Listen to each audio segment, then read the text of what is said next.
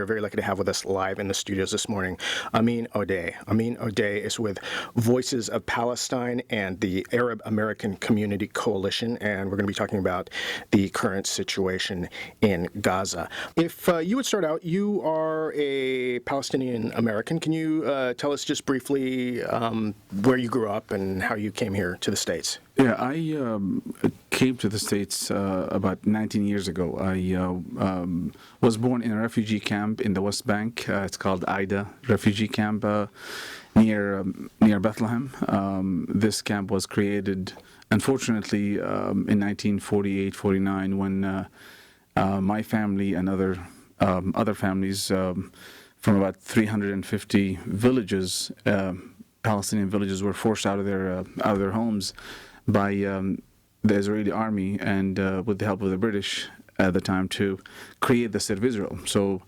these about 800,000 Palestinians were forced out of their villages, and they moved to either areas inside Palestine or outside Palestine to neighboring countries like Lebanon, Syria, Egypt. And in our case, about 500 villages from our village where my parents and grandparents came from. It's called Malha.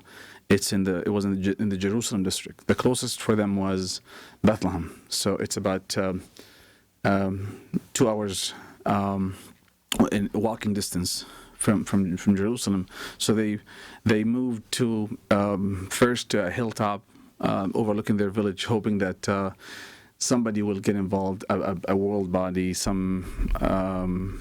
maybe the Arab armies will get involved to allow them to go back to undo what the Israelis were doing, or to stop the Israelis from committing these massacres that they committed in 1948. Unfortunately, that never happened. So the United Nations at the time did get involved, but they only got involved to give aid to these 800,000 Palestinians, give them tents, give them medicine.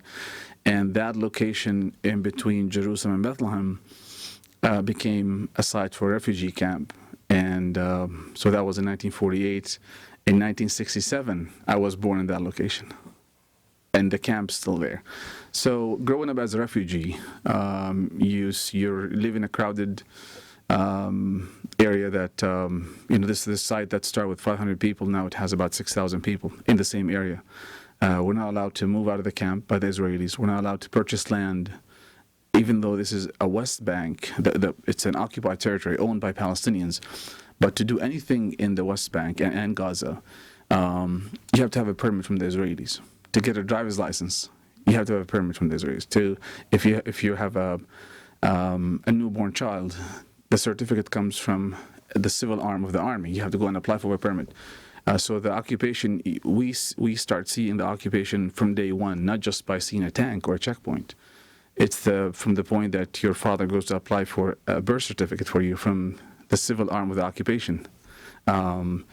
So growing up as a refugee, you deal with this on a daily basis. You see the abuse by the Israeli army. You actually, as a child, you have no idea about the religion of these soldiers, where they come from. All you see is just people in uniform with Uzis and M16s or other machine guns, shooting people in your neighborhood, beating up your parents, arresting your neighbor, and you start to develop your own impression about these people in uniform. When you are old enough to know who they are, then you start you may be analyzing things and looking into it more, and what needs to be done. And this is when you see images of Palestinian children in the streets throwing rocks at soldiers. It's not because Palestinian children, 10 years old, 10 years and 12 and 15, they just sitting there bored, and have nothing else to play with, or they wake up one day and say, you know what, I'm just going to go throw rocks at the Israelis. Unfortunately, this is not the case. They've been living through this since they were old enough to see what's going on and to resent this form of oppression by the Israeli occupation. So growing up like this, we were involved I was involved through my life in organizing in a nonviolent way against the occupation through education at schools, middle schools, high school, college. And then when you do this, Israel or the Israeli government sees you as a threat. I mean, you're not fighting with in a way they consider you more threat to them than somebody fighting with a gun, because you are actually doing work that will last for longer than just shooting a bullet. So they won't tolerate this. So I spent many months in Israeli jails. The same thing with my brother and my two brothers. And when you're released out of jail after you serve your sentence, you are given a special ID by the Israeli army. And what that means that if you're stopped by an army patrol anywhere, they could detain you for no reason. They could beat you up. They could take you back to jail. You're not allowed to work inside Israel. You're not allowed to leave the country. So this is the kind of this systematic punishment to anybody who's active against the occupation. So when I left and came here to the States, when I left Palestine and came here to the States in 1990, the first thing I wanted to do was take advantage of this freedom that we hear about the United States. Coming to the States where you will not be shot in the street because of your opinion. You will not go to jail yet because of your opinion.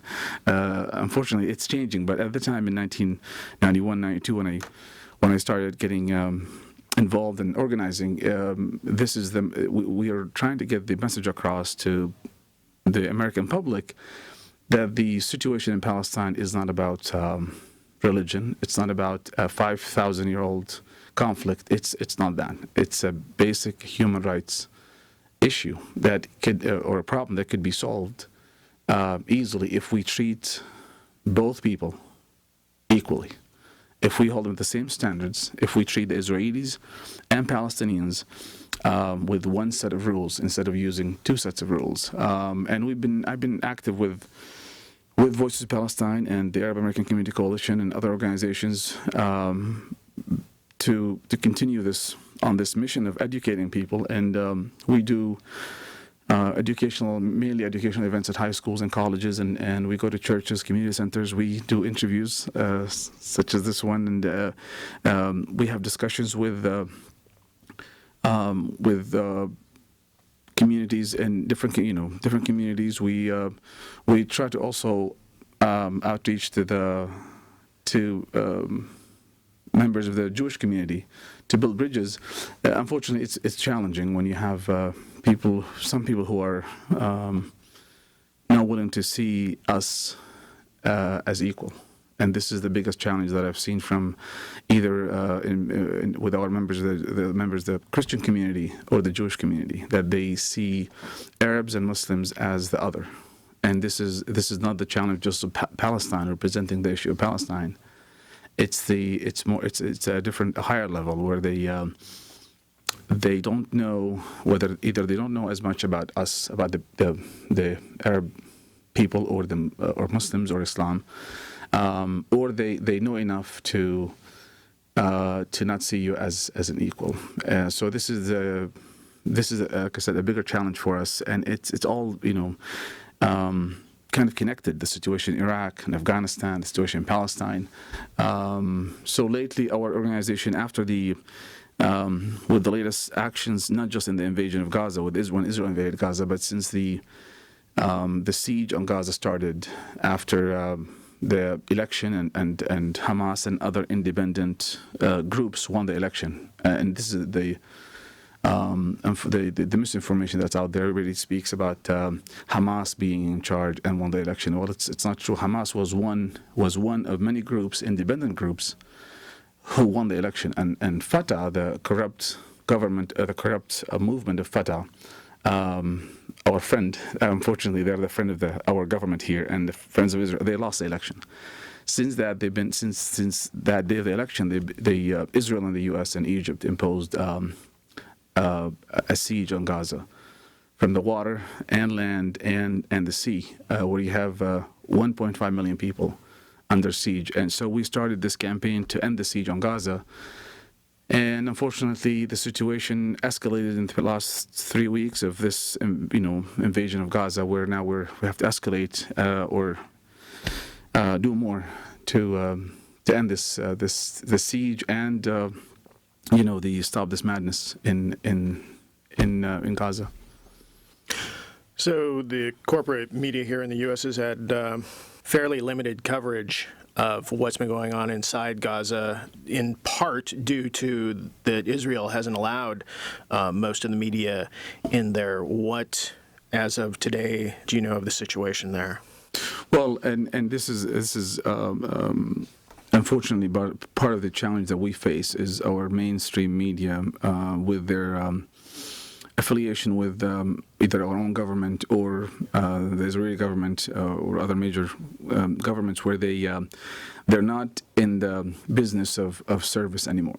I believe our media, unfortunately, our mainstream media is not probably for years now stopped providing news as a service. It's more of a business now, and they use it as a business model, and then based on that they care about advertisement, they care about who's funding their who's giving contributions to their company, their business, and now that's one in my opinion one reason. The other reason is the fact that you have this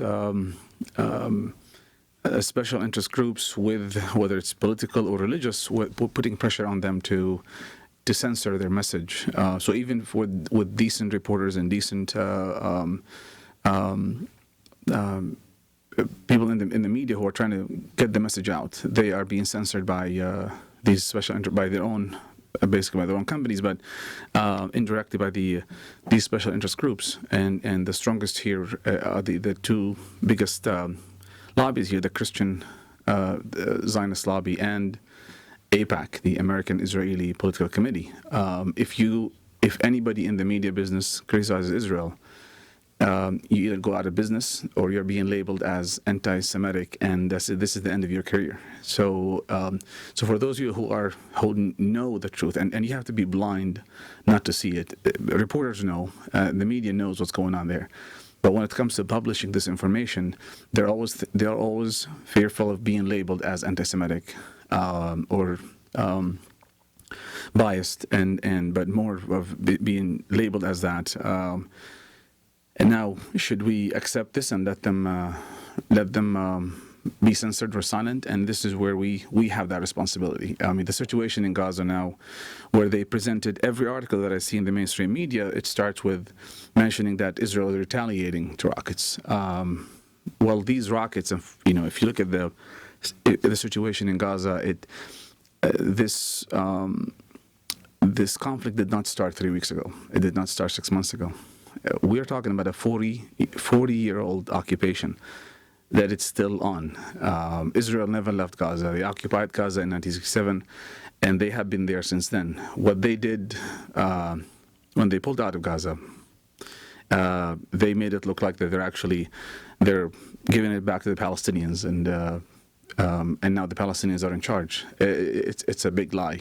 They never left Gaza. What they did, they left the streets of Gaza, and they put enough militias there, pro-Fatah, to do the dirty work for them, to assassinate people who are defending the Palestinian people, to assassinate any opposition. And what they did, they went to the borders. They stayed on the borders of Gaza, where now you have, for people who maybe are not familiar with Gaza, like geographically, you can fit. Gaza is about 25 miles long by about 6 to 7 miles wide, so you can fit that between probably Seattle and Tacoma. So think about this area with 1.5 million people, with only 2 gates for in and out. So you have this cage. They have the sea on one side.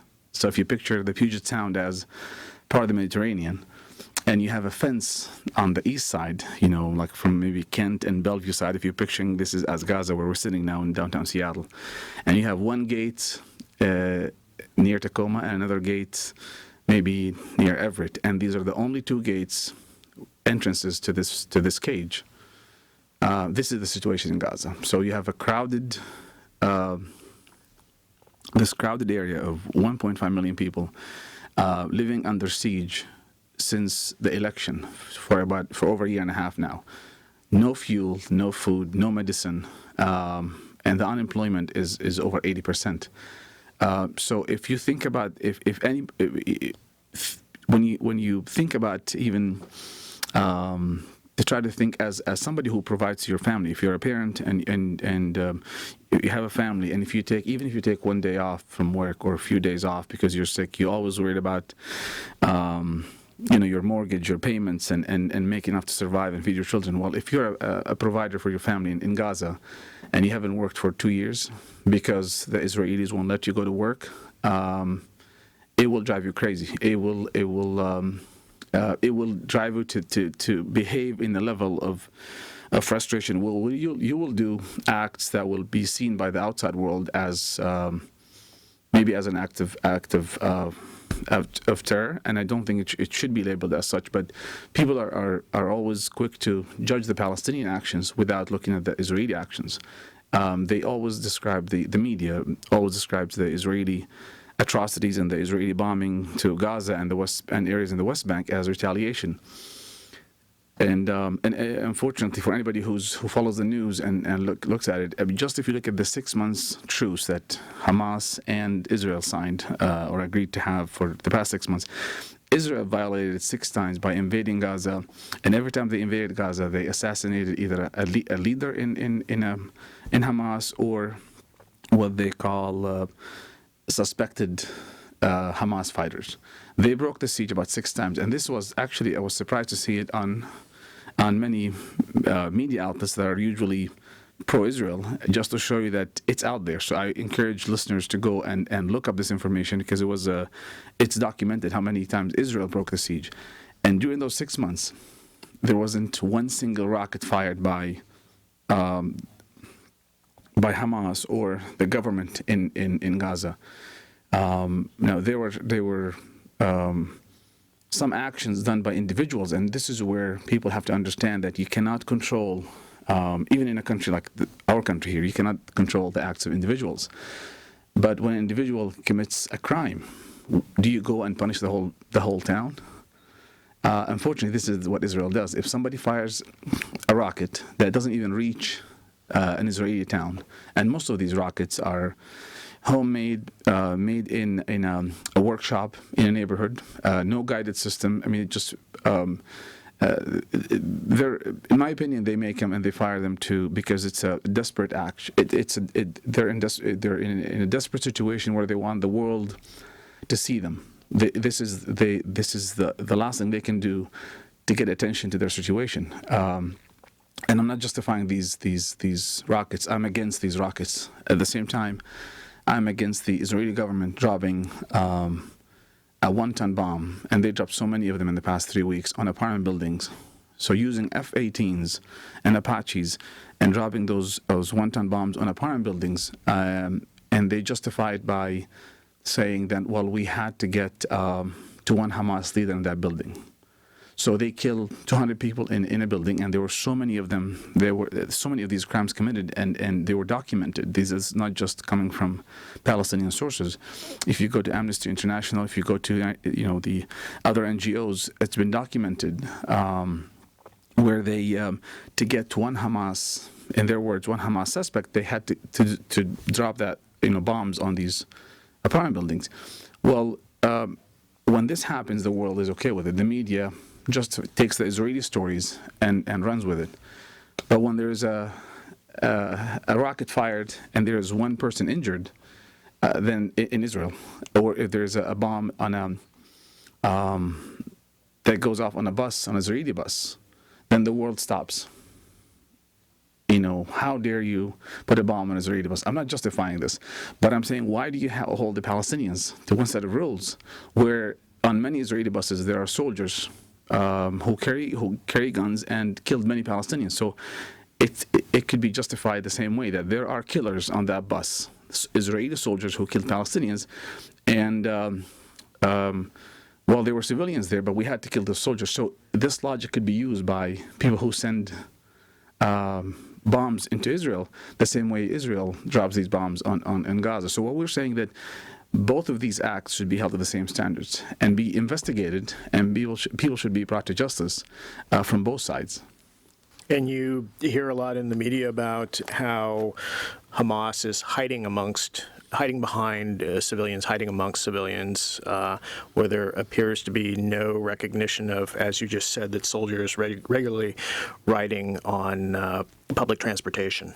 True. I mean, this is where people, like I said, that's why I wanted to mention for people who are not familiar with Gaza to know the size of the territory that we're describing. There's no way for people to, there isn't an open area. When you have two armies or two countries fighting, two separate independent countries fighting, and an army invades a country, there's usually you will see refugees or people fleeing the area of conflict to either different region in that country or to another country. And this is common. We see it in Africa. We see it in other parts of the Middle East. Like in Iraq, we have, millions who left Iraq to neighboring countries. The situation in Palestine in Gaza is much more complicated, where people cannot leave the area of conflict. The area of conflict is their backyard, because these bombs are being dropped on mosques, on churches, on hospitals. I mean, I'm looking at some statistics where, 60 police stations were destroyed, 30 mosques, 2 churches, 5 media organizations were leveled, 29 educational institutions were destroyed, 4,000, the latest estimate yesterday was 4,000 homes were leveled or destroyed completely. So think of 4,000 homes in Seattle in 2 weeks. That they were if we have, if there's such a conflict where you have in any area, small area, where you have 4,000 homes destroyed, about 17,000 homes were damaged by the bombing. So you have now about 15 to 17,000 people who are homeless. As a result of this.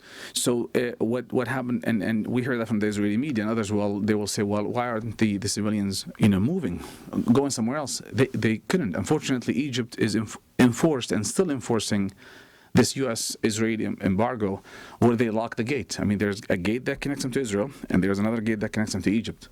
Egypt is, in my opinion, as responsible as the Israelis in committing these war crimes, where they will not even allow medicine to go in, and I hope to God there'll be an investigation where Egypt should be held responsible for these war crimes, because they refuse to allow medicine and doctors. I mean, there are hundreds, if not thousands, of volunteers who were on the Egyptian side of the border at the gate waiting to go in, Arabs and Europeans and Asian doctors, and many NGOs were not allowed by the Egyptians to go in. So I can see where people will look at this as Hamas or some fighters are hiding in neighborhoods. But Israel did not, unfortunately, did not give the people the chance to leave. I mean, there were many cases where they dropped some flyers on some neighborhoods and asked them to leave. Well, unfortunately, there's, like I said, the bombing was in front of them. The bombing was behind them. I mean, there are so many incidents, and I encourage you all to go to YouTube and see them. Most of them were published where people walking in neighborhoods with white flags were assassinated by Israeli snipers. People were left to die. They bombed their cars, and we saw many cases of it now, where even the head of the International Cross, after about 2 weeks of continuation of the bombing campaign, Israel agreed to allow to let some NGOs go in to recover bodies. And I saw this interview a week ago with the head of the International Red Cross, where she said that when they went into the first neighborhood, they went through house to house, and they found mothers and children killed. Elder people just dead in their homes. Either the house was destroyed, or they were shot. They were executed in their homes.